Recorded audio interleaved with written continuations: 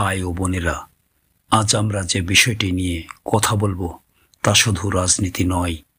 এটি আমাদের জীবন, আমাদের স্বপ্ন, আমাদের দেশের ভবিষ্যৎ। বাংলাদেশের রাজনীতি আজ অনেক সময় হয়ে গেছে একটি শক্তির খেলা, যেখানে ক্ষমতাধারী লাভবান হয়, সাধারণ মানুষ ক্ষতিগ্রস্ত হয়। কিন্তু আমরা যদি সক্রিয় হই, যদি সচেতন হই, তাহলে রাজনীতি হতে পারে জনগণের কল্যাণের পথ। দেখুন আমাদের চারপাশে কি চলছে। রাস্তা ভেঙে পড়েছে, বিদ্যুৎ অনিয়মিত, স্কুল ও হাসপাতাল অনিয়মিতভাবে কাজ করছে। নির্বাচনের সময় প্রতিশ্রুতি, কিন্তু বাস্তবে পরিবর্তন আসে না। বিভাজন, ব্যক্তিগত স্বার্থ, রাজনৈতিক স্বার্থচাপ, এগুলোই মূল সমস্যা।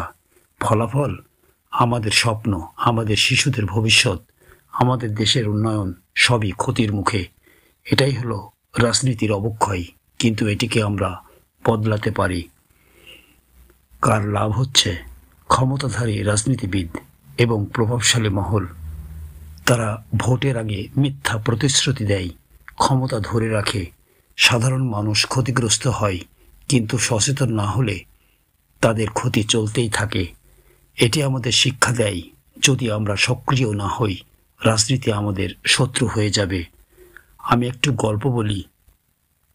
একটি গ্রামে নির্বাচনের সময় নেতা প্রতিশ্রুতি দেয়, রাস্তা হবে, স্কুল ঠিক হবে, স্বাস্থ্যসেবা উন্নত হবে, কিন্তু নির্বাচনের পরে কিছু হয় না।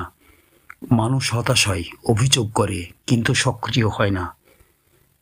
অন্য একটি গ্রামে মানুষ সক্রিয়, ভোটের আগে প্রশ্ন করে, সমস্যা তুলে ধরে, নেতাকে বাধ্য করে কাজ করতে। ফলাফল, রাস্তা ঠিক, স্কুল উন্নত, স্বাস্থ্যসেবা ঠিক। এটি প্রমাণ করে জনগণ সক্রিয় হলে রাজনীতিও জনগণের কল্যাণে চলে। ভাই ও বোনেরা, আমরা কি করতে পারি? 1. সচেতন হওয়া। নেতাদের কথার চেয়ে কাজ দেখুন। শুধু প্রতিশ্রুতি নয়, প্রমাণ চাই। 2. অংশগ্রহণ। ভোট শুধুই অধিকার নয়, এটি দায়িত্ব। স্থানীয় সভা, সামাজিক প্রকল্প, সমস্যা আলোচনায় অংশ নিন। 3. শিক্ষিত সমালোচনামূলক চিন্তা। বিভাজন ও মিথ্যা প্রতিশ্রুতির রাজনীতিকে চিহ্নিত করুন। নিজের চিন্তাশক্তি ব্যবহার করুন এবং অন্যকে জানাতে সাহসী হন। 4. একতা ও সচেতনতা। আমরা যদি একত্রিত থাকি, আমাদের শক্তি হবে অপরাজেয়। রাজনীতিকে জনগণের কল্যাণে ব্যবহার করা সম্ভব। মনে রাখুন ভাই বোনেরা, শক্তি জনগণের হাতে। আমরা যদি সক্রিয়, সচেতন ও একত্রিত থাকি, রাজনীতি জনগণের কল্যাণে রূপান্তরিত হবে।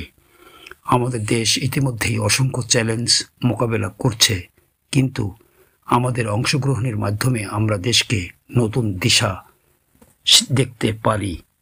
সুতরাং রাজনীতিতে কার লাভ, কার ক্ষতি, সবই করছে আমাদের সচেতনতা, অংশগ্রহণ এবং দায়িত্বের উপর।